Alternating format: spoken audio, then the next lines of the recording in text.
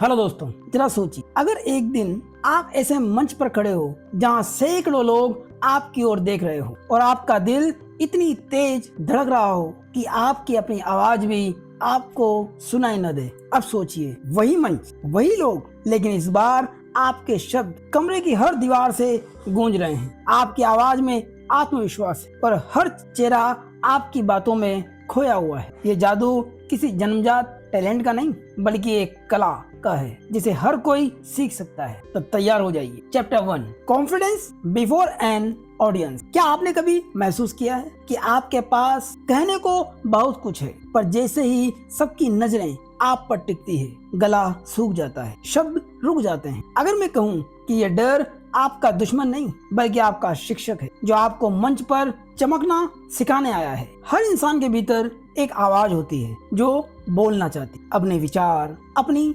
सच्चाई, अपनी कहानी। लेकिन जब सामने भीड़ होती है, दिल तेजी से धड़कने लगता है, हथेलियां पसीज जाती है और दिमाग जैसे सफेद पर्दे से ढक जाता है। डेल कार्नेगी कहते हैं, पब्लिक स्पीकिंग डर को खत्म करने का खेल नहीं है, यह डर के साथ चलने की कला है, या यूं कहें, डर के बावजूद कदम बढ़ाना है। आप सोचते हैं, अगर मैं गलती कर गया तो, लोग हंसे तो, आवाज कांप गई तो क्या होगा? यही आंतरिक शंका वो जाल है जो हमें बोलने से पहले ही हरा देता है। बहुत से लोग सोचते हैं कि अच्छे वक्ता जन्म से कॉन्फिडेंट होते हैं, लेकिन सच ये है कि हर महान वक्ता कभी न कभी कांपा जरूर है। फर्क सिर्फ इतना है, उन्होंने उस डर को अपना फ्यूल बना लिया। पब्लिक स्पीकिंग में पहला लेसन यही है, डर को स्वीकार कर। जब आप मान लेते हैं कि डर स्वाभाविक है, तो आप उससे लड़ना नहीं, उसके साथ काम करना सीख जाते हैं। कार्नेगी सुझाव देते हैं, स्टेज पर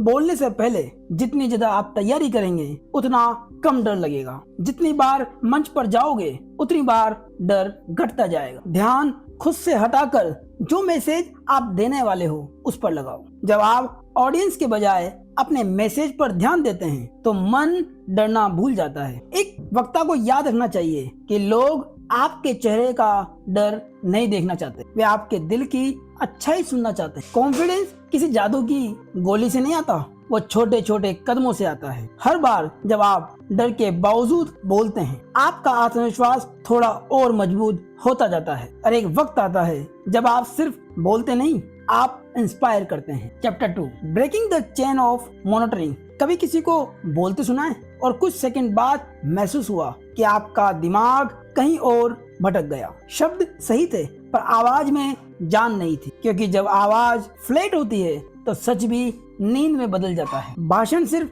शब्दों से नहीं, संगीत से बनता है। हर शब्द की अपनी धुन, हर भावना का अपना वॉल्यूम होता है। अगर वक्ता हर लाइन एक ही टोन में बोले, तो ऑडियंस के कान थक जाते हैं। वे शब्द सुनते हैं पर मतलब नहीं महसूस करते। मोनोटनी यानी एक ही लय में बोलते रहना बड़ी बीमारी है, और इसका इलाज है वेरिएशन। बहुत से लोग सोचते हैं, मैं नर्वस हूँ इसलिए मोनोटोन बोलता हूँ, या मैं नेचुरल क्लेम हूँ इसलिए वॉइस थोड़ी फीकी है। लेकिन सच्चाई ये है, फीका वॉइस सिर्फ आदत है, कोई पर्सनैलिटी गुण नहीं। जब आप बोलने से पहले अपने शब्दों को महसूस नहीं करते, तो आपकी आवाज मैकेनिकल हो जाती है, जैसे कोई रोबोट किताब पढ़ रहा हो। वेरिएशन लाने का मतलब एक्ट करना नहीं, बल्कि अपने मैसेज को जीना है। लेखक कहते हैं, वेरिएशन 3 स्तरों पर आती है। फर्स्ट, जब आप किसी भावनात्मक या शक्तिशाली वाक्य पर बोलें तो पिच ऊपर जाए, और जब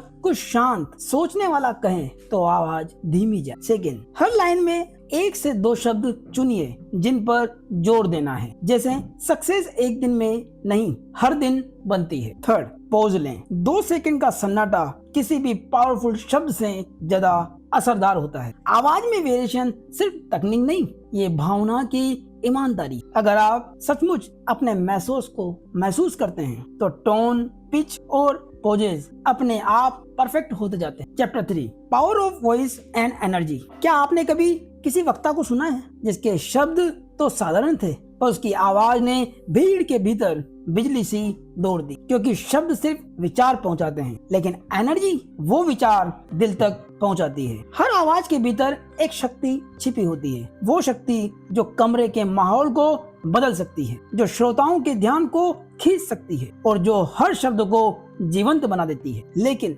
ज्यादातर लोग सोचते हैं कि पावरफुल वॉइस मतलब लाउड वॉइस, जबकि सच्चाई उल्टी है। पावर का मतलब वॉल्यूम नहीं बल्कि वाइब्रेशन है। आपके भीतर की भावना की ताकत जो शब्दों के साथ बाहर आती। बहुत से वक्ता ये गलती करते हैं, वे या तो बहुत तेज बोलते हैं या बहुत धीरे, कभी कभी बिना पॉज लिए लगातार बोलते हैं, या फिर इतने मैकेनिकल की हर वाक्य एक जैसा लगे। पर ऑडियंस कोई मशीन नहीं, वो रिदम चाहती, वो लय को सुनने में संगीत जैसी लगे। जब आवाज में एनर्जी नहीं होती तो सुनने वाला सुनता जरूर है पर महसूस नहीं करता। कार्नेगी कहते हैं पावरफुल डिलीवरी का रहस्य 5 तत्वों में छिपा है। First, breath control. हर अच्छी आवाज का आधार है सांस। गहरी सांस लेने से शब्दों में स्थिरता आती और आवाज में ऑथोरिटी। Second, pausing. सही जगह ठहरना बोलने से ज्यादा प्रभावशाली होता है। पॉज वो पल है जहां आपका शब्द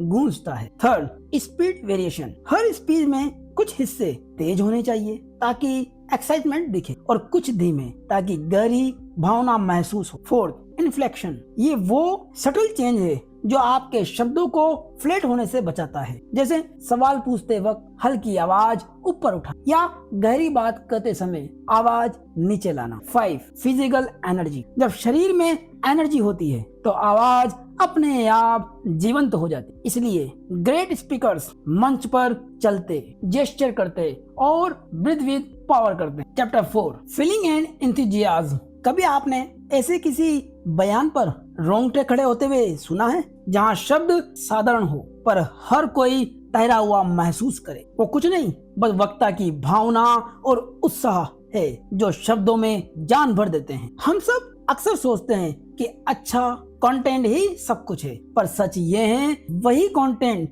जब असली भावना से बोला जाए तो हजारों बार असरदार बन जाता है। जब आप किसी बात में सचमुच विश्वास करते हैं तो आपकी आवाज अलग हो जाती है। वो आवाज सुनने वालों के दिलों तक पहुंचती है। क्या आपकी आवाज आपकी भावना को दर्शाती है? बहुत से वक्ता नेचुरल एक्साइटमेंट खो देते हैं, या तो भय से या फिर प्रोफेशनल दिखने की कोशिश में। उनका शब्द सही रहता है पर दिल का ताप गायब हो जाता। कभी कभी लोग सोचते हैं कि एंथुसियाज्म दिखाना मतलब ओवर एक्टिंग, और फिर वे बिल्कुल न्यूट्रल हो जाते हैं। जो लोग ऑडियंस से कनेक्ट नहीं कर पाते उनकी सबसे बड़ी कमी यही होती है, भावना की ईमानदारी की कमी। भावना और उत्साह दिखाने का असली तरीका अभिनय नहीं, ईमानदारी। कुछ प्रैक्टिकल स्टेप्स। फर्स्ट, उद्देश्य पहचाने। हर लाइन से पहले खुद से पूछें ये लाइन क्यों महत्वपूर्ण है। जब मकसद साफ होगा तो आवाज में स्वाभाविक जोर आएगा। सेकंड,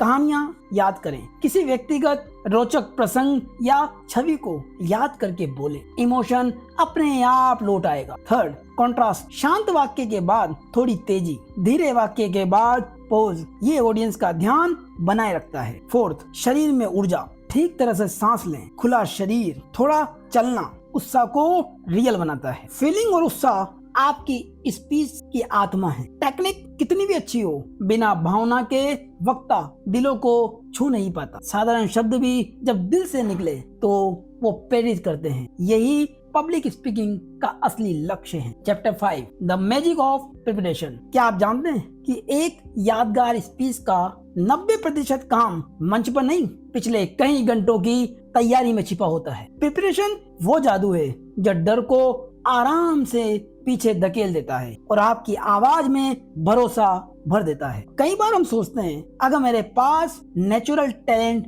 नहीं है तो मैं बड़ा असर कैसे डालूं, पर कार्नेगी का रिकॉर्ड साफ है। तैयारी ही वो संतुलन बनाने वाला यंत्र है जो अनुभवहीन व्यक्ति और एक्सपर्ट के बीच का फासला मिटाती। तैयारी सिर्फ फैक्ट्स याद करने का नाम नहीं, यह आपके विचारों को ऑर्गेनाइज करने, संदेश को साफ करने और आत्मविश्वास को आकार देने का सिस्टमेटिक तरीका है। लोग दो बड़ी गलतियां करते हैं। पहली, अंडर प्रिपेयर। सोचते हैं कि मैं दिल से निकले हुए वाक्यों को बोलूंगा और परिणाम ये होता है कि स्टेज पर शब्द बिखर जाते हैं। Second, over prepare. हर शब्द को कागज पर पक्का कर लेते हैं और फिर जब स्टेज पर बोलते हैं तो मैकेनिकल लगता है। इन दोनों ही केसों में आवाज का भरोसा गिरता है। असली चुनौती इतनी तैयारी करना कि आप फ्लेक्सिबल रहें और फिर भी अपनी मौलिकता न खोएं। तैयारी को 3 प्रैक्टिकल हिस्सों में बांटिए। फर्स्ट, संरचना तैयार करें। अपनी स्पीच को 3 भागों में बांटें। पहला, हुक में, दूसरा, कोर मैसेज में, और थर्ड, कॉल टू एक्शन में, कि उसे ऑडियंस अपने जीवन में कैसे उतार सकती है। सेकंड, उद्देश्य के साथ अभ्यास। सिर्फ पढ़ना नहीं, बोलकर प्रैक्टिस करें। आवाज, पॉजेज, कहाँ जोर देना है, इस पर काम करें। रिकॉर्डिंग करके सुनना सबसे तेज फीडबैक देता है। थर्ड, मानसिक तैयारी और विजुअलाइजेशन। अपने आप को स्टेज पर सक्सेसफुल डिलीवरी के साथ इमेजिन कीजिए कि आप सफलतापूर्वक स्पीच दे रहे हैं। ये नर्वसनेस को घटाता है। तैयारी तुम्हें परफेक्ट नहीं बनाती, पर ये तुम्हें भरोसेमंद बनाती। जब आप अपनी स्पीच में स्ट्रक्चर, प्रैक्टिस और मेंटल रिहर्सल को जोड़ते हैं तो आपका संदेश साफ, प्रभावशाली और फ्लेक्सिबल बन जाता है। और यही असली मैजिक है जो डर को कम करता है और आवाज को शक्ति देता है। Chapter 6, the voice and it's charm. क्या कोई आवाज आपको सिर्फ एक वाक्य सुनकर ही समझा सकती है कि बोलने वाला किस तरह का इंसान है? क्यों कुछ आवाजें याद रह जाती है और कुछ सिर्फ हवा में खो जाती है? आवाज सिर्फ ध्वनि नहीं, ये आपकी पहचान की एक परत है। एक अच्छा शब्द चयन तब भी फीका लगे अगर उच्चारण और टोन में निखार न हो। लेखक कहते हैं कि आवाज की टेक्सचर और शब्दों की सुदृढ़ उच्चारण ही आपकी क्रेडिबिलिटी को बढ़ाते हैं। कई लोग अपनी आवाज को लेकर असंतुष्ट होते हैं, या तो बहुत पतली लगती है या भारी। कहीं को उच्चारण शैली की समस्या होती है तो कहीं शब्दों का गोल मिश्रण सुनाई देता है। कुछ वक्ता तेज बोलते हैं और स्पष्ट नहीं लगते, कुछ धीमा बोलकर मोनोटोन हो जाते हैं। यहाँ 2 समस्याएं अक्सर दिखती है, क्लैरिटी की कमी और प्लेजेंट टोन की कमी। दोनों का इलाज व्यक्तिगत प्रैक्टिस और ध्यान में छिपा है। आसान और प्रैक्टिकल तरीके जिनसे आवाज में चार्म लाया जा सकता है। फर्स्ट, आर्टिकुलेशन और प्रिसीजन। शब्दों के कॉन्सोनेंट्स और वोवेल्स को साफ बोलें। सेकंड, अपनी नेचुरल पिच खोजो। हर किसी की कंफर्टेबल पिच होती है, बहुत ज्यादा ऊंची या बहुत नीची, दोनों से बचिए। गहरी आवाज जरूरी नहीं, पर जो भी पिच कंफर्टेबल हो वही आपकी असलीपन दिखाती है। थर्ड, प्लेजेंट टोन बनाना। एक हल्की सी मुस्कान आवाज में वार्मथ लाती। जेंटल वेरिएशन रखें, कठोर या कठोर सा नहीं। फोर्थ, फ्लोर्स और मम्बलिंग कम करें। बोलते समय जैसे आप जानते हैं जैसे शब्द बार बार न कहें, ये आपकी बात का असर कम करते हैं। जहाँ रुकना जरूरी लगे वहाँ बस थोड़ा पॉज लें, क्योंकि चुप रहना फिर लॉर्ड्स बोलने से कहीं बेहतर होता है। 5, डेली वॉइस केयर। गर्म पानी, हल्की सरसों की भाप और हाइड्रेशन रखें। यही छोटी चीजें वॉइस हेल्थ बनाती। Chapter 7, body language and gesture. क्या शब्दों से पहले ही आपकी बॉडी कुछ कह देती है? क्यों कुछ वक्ता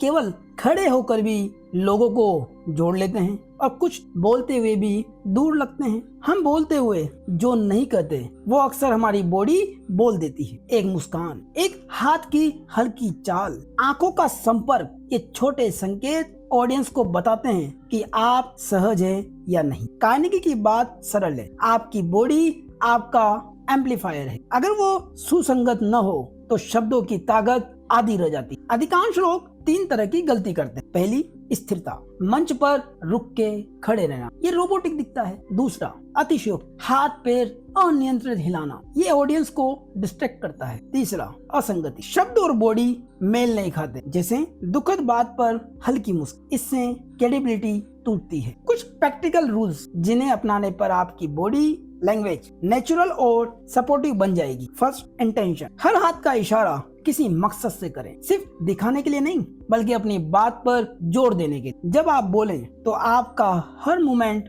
आपके इंटेंशन को साफ दिखाए। सेकंड, ओपन पोस्चर, बोलते समय अपना शरीर खुला रखें, सीना सीधा और हल्का आगे झुकाव रखें, क्योंकि ओपन पोस्चर आत्मविश्वास और अपनापन दिखाता है, जबकि क्लोज पोस्चर आपको डरपोक या रक्षात्मक दिखा सकता है। Third, controlled moment. स्टेज पर हर मोमेंट सोच समझ कर करें, बिना मतलब घूमने की बजाय कंट्रोल और उद्देश्यपूर्ण कदम उठाएं और हर जेस्चर को कुछ सेकंड रोककर फिर छोड़ें ताकि आपकी आवाज साफ और प्रभावशाली लगे। फोर्थ, चेहरे और आंखों का संपर्क। आंखों से 3 से 5 सेकंड के छोटे लूप्स बनाकर ऑडियंस के अलग अलग हिस्सों से कनेक्ट करें, लेकिन घूरे नहीं। और जब सही लगे हल्की स्माइल दीजिए, क्योंकि ये आपके और श्रोताओं के बीच ट्रस्ट और अपनापन बढ़ाती। 5, वॉइस और बॉडी का मेल। जब आप किसी बात पर जोर दें तो उसी पल हाथ से उसे एंकर करें, यानी आपकी वॉइस और बॉडी दोनों एक साथ वही भावना दिखाए ताकि संदेश और प्रभावशाली लगे। 6, डिस्ट्रैक्टिंग हैबिट्स। मंच पर फालतू हरकतें ना करें, इससे लोग आपकी बात पर नहीं आपकी हरकतों पर ध्यान देने लगते। Chapter 8, techniques of effective speaking. क्या आपने कभी सोचा है कि वही जानकारी अलग अलग तरीके से बताने पर कभी बोर कर देती है और कभी दिल छू लेती है? कुंजी सिर्फ क्या कहना नहीं बल्कि कैसे कहना है। एक ही सच्चाई को डिफरेंट तरीके से पेश करने से उसका असर बदल जाता है। विस्तार से समझाना एक स्पष्टता देता है, नरेशन में जुड़ाव और प्रेरित करने में एक क्रिया आती है। कार्नेगी बताते हैं कि प्रभावी वक्ता इन तकनीकों को जानबूझकर चुनता है और उसी से बदलता है कि ऑडियंस सोचती क्या है और क्या महसूस करती है। अधिकांश लोग इन टेक्निक्स को उलझाकर इस्तेमाल कर देते हैं। बहुत ज्यादा तर्क दिया जाता है बिना इमोशन, या केवल कहानी सुनाई जाती है बिना सार के। नतीजा कंफ्यूजन होता है या ऑडियंस से एंगेजमेंट खो देते हैं। दूसरी सबसे बड़ी दिक्कत, टेक्निक पर ध्यान देने से मैसेज बिखर जाता है। यही असमंजस वक्ता को कमजोर दिखाता है। लेखक टेक्निक को यूज करने का कुछ तरीका बताते हैं। फर्स्ट, स्पष्टता का आधार। जब किसी बात को साफ और समझदारी से समझाना हो, एक्सपोजिशन का प्रयोग करें। पहले बात कहें, फिर कारण बताएं, फिर एग्जाम्पल दें और हर पॉइंट के बाद थोड़ा पोज लें ताकि श्रोता बात समझ सके। सेकंड, ऑडियंस को महसूस कराना। जब आप चाहते हैं कि श्रोता आपकी बात महसूस करें, डिस्क्रिप्शन का प्रयोग करें, रंग, आवाज और टेक्सचर। जब आप किसी चीज की तुलना करके एग्जाम्पल देते हैं। थर्ड, एम्पैथी और जुड़ाव। जब आप नरेशन का इस्तेमाल करते हैं तो एक कहानी बनाइए, सेटअप, चुनौती और समाधान दिखाएं। साथ में कोई छोटा व्यक्तिगत अनुभव जोड़ें ताकि विश्वास और जुड़ाव बना रहे। Fourth, subtle influence. जब आप सजेशन देते हैं तो सीधे आदेश न दें, बल्कि ऐसा सवाल या वाक्य बोलें जो सोचने पर मजबूर कर दे। आप कहें, कल्पना कीजिए ऐसा हो तो, जैसी परिस्थिति से श्रोताओं को सोचने पर मजबूर करें ताकि वे खुद नतीजे पर पहुंचे। 5, आर्गुमेंट एंड पर्सुएशन। तर्क, सबूत और भावना से बात मनवाएं और आखिर में लोगों को कदम उठाने के लिए प्रेरित करें। Chapter 9, speaking to the crowd. भीड़ में बोलना अकेले किसी से बात करने जैसा नहीं होता, वहाँ कुछ अनकहे नियम काम करते हैं। क्या आप जानना चाहते हैं कि भीड़ आपकी आवाज कैसे सुनती और कैसे आप उसी भीड़ का दिल जीत सकते? भीड़ का मन अलग होता है, वहाँ व्यक्तिगत ध्यान कम और कलेक्टिव भाव ज्यादा चलता है। एक ही बात छोटे कमरे में प्रेरक लगे तो बड़ी सभा में फीकी पड़ सकती है। वजह सिर्फ शब्द नहीं बल्कि भीड़ की ऊर्जा और उसकी एक्सपेक्टेशंस होती है। कार्नेगी समझाते हैं कि क्राउड स्पीकिंग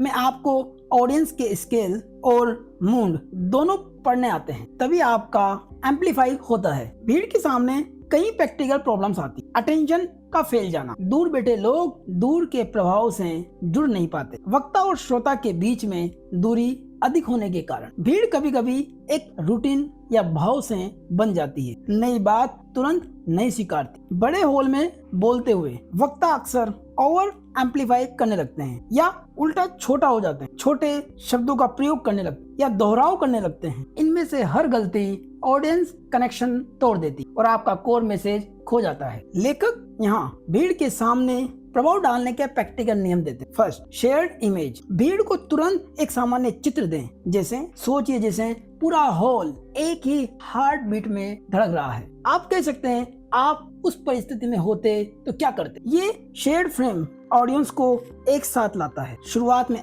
ऐसा दृश्य बोलिए जिससे पूरा समूह एक साथ जुड़ जाए। सेकंड, बड़े जेस्चर्स और स्पष्ट विजुअल्स। छोटे संकेत भीड़ में खो जाते हैं, इसलिए जेस्चर और विजुअल्स को बड़ा रखें। थर्ड, पैटर्न में बोलें। भीड़ के सामने रिपीटेशन, रिदम और कॉल एंड रेस्पॉन्स जैसे पैटर्न में बोलना आपके संदेश को यादगार और असरदार बनाता है। 4, अपनी आवाज और ऊर्जा स्केल करें। अपनी आवाज के टोन पर ध्यान दें कि वो बहुत ज्यादा ऊपर भी ना जाए और बहुत ज्यादा नीचे भी ना जाए। 5, छोटी निकटता बनाएं। भीड़ का सामना करते हुए भी छोटे मोमेंट्स बनाएं। कोई एक सवाल, एक छोटी रोचक या प्रेरक कहानी जिससे लोगों को लगे कि आप उनसे व्यक्तिगत बात कर रहे हैं। 6, रूम पढ़ना। भीड़ की प्रतिक्रिया पर अलर्ट रहें। अगर एनर्जी लो है तो उन लाइनों का प्रयोग करें जिससे एनर्जी हाई हो सके और ऑडियंस से कनेक्ट कर सके, और अगर एनर्जी हाई है तो मोमेंटम बढ़ाइए। भीड़ के साथ बोलना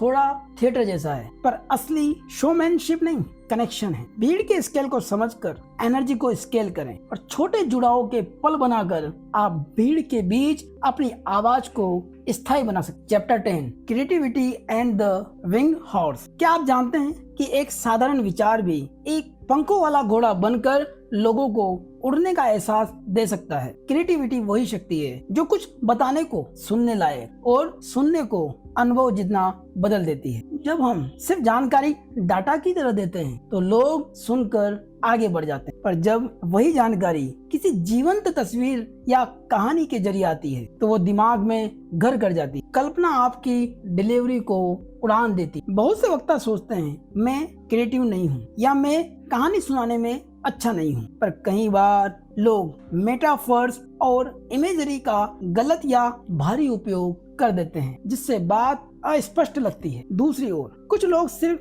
कहानी सुनाते हैं बिना क्लियर पॉइंट की, तो सुनने वाले आनंदित तो होते हैं पर कुछ सीख नहीं पाते। क्रिएटिविटी को प्रैक्टिकल तरीके से इस्तेमाल करने के 3 आसान स्टेप है। First, image first approach. किसी भी आइडिया से पहले एक छोटा विजुअल खोजिए, जैसे ये समस्या ऐसी है जैसे सूखा कुआं। इससे ऑडियंस के दिमाग में तुरंत तस्वीर बनती है कुएं की। सेकंड, सिंपल मेटाफर और नए तुलना। बड़े बड़े मेटाफर से बचिए, छोटे रोजमर्रा के कंपैरिजन ज्यादा असरदार होते हैं। जैसे आपका ध्यान एक लैंप की तरह है, नई नई तुलना चुनें। वही पुरानी मेटाफर बार बार इस्तेमाल ना करें जो सुनी जा चुकी है। थर्ड, स्टोरी के साथ विजुअल और एक्शन का प्रयोग। छोटी कहानी दें, उसके बाद विजुअल के माध्यम से दिखाएं, इमेजेस या वीडियो के माध्यम से, और अंत में क्लियर एक्शन। इन तीनों का कॉम्बो ऑडियंस को सोचने और करने दोनों के लिए प्रेरित करता है। क्रिएटिविटी किसी जादू की छड़ी नहीं, ये अभ्यास है। Chapter 11, thinking and personality. क्या आपकी बोलने की शैली सिर्फ टेक्निक भर है या आपकी सोच और व्यक्तित्व उससे कहीं ज्यादा बोलते हैं? असल प्रभाव वही है जो आपके विचारों और आपकी आदतों से निकलकर शब्दों के रूप में सामने आए। हर बड़े वक्ता की सबसे छुपी हुई ताकत उसका तरीका सोचने और उसका पर्सनैलिटी होता है। जब आप किसी विचार को अपनी आदतों, अपनी प्राथमिकताओं और अपनी कहानी से जोड़ते हैं तो आपकी आवाज में एक तरह की विश्वसनीयता और पहचान आ जाती है। क्या आप अपनी बोलने की शैली में अपनी सोच और व्यक्तित्व को जानबूझकर उतारते हैं या बस शब्दों की सजावट करते हैं? कई लोग 2 तरह की मुश्किल में फंस जाते हैं। पहला, किसी प्रसिद्ध वक्ता की नकल करने से आपको तुरंत एक्सेप्टेंस नहीं मिलता, ये आपकी ऑथेंटिसिटी मिटा देता है। सेकंड, आप अपने बिलीफ और वैल्यूज पर खरे नहीं उतरते, तब आपकी बात सुपरफिशियली प्रभावित करती है पर गहरी नहीं। थिंकिंग और पर्सनैलिटी को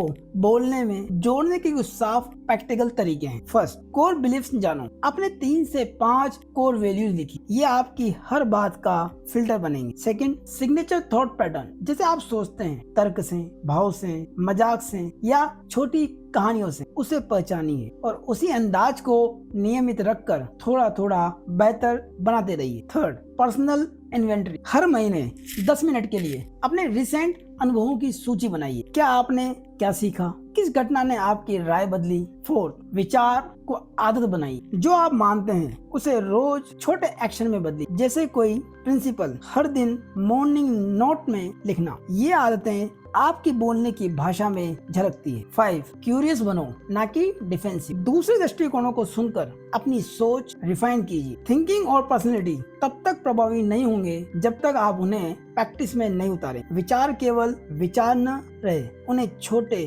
डेली एक्ट्स में बदली। अपनी बातों में पर्सनल लेसन जोड़ी और जो आप कहते हैं उसे जी कर दी। यही सच्ची क्रेडिबिलिटी है और लास्टिंग इन्फ्लुएंस बनाती है। Chapter 12 effective conversation. कभी किसी से 2 मिनट बात करके लगा कि आपने 2 घंटे बात की? इसी स्किल का नाम है इफेक्टिव कन्वर्सेशन। छोटा समय, गहरा कनेक्शन। बातचीत रोजमर्रा की सबसे सहज सी चीज है, पर वही बातचीत जब इरादे से की जाए तो रिश्ते, भरोसा और अवसर बना देती। केवल बातें करने से फर्क नहीं पड़ता, कैसे और किस मकसद से आप बात करते वही असली फर्क पैदा करता है। अक्सर 3 समस्याएं दिखती है। फर्स्ट, लोग अपनी लाइन का इंतजार करते, सामने वाले की बात नहीं सुन। सेकंड, बातें सामान्य ही रहती है, कोई डीपर कनेक्शन नहीं बनता। थर्ड, लोग पर्सनल डिटेल शेयर करने से कतराते हैं और बातचीत फ्लैट रह जाती। इफेक्टिव कन्वर्सेशन के प्रैक्टिकल स्टेप जिन्हें आप अगली बार तुरंत इस्तेमाल कर सकते हैं। First, genuine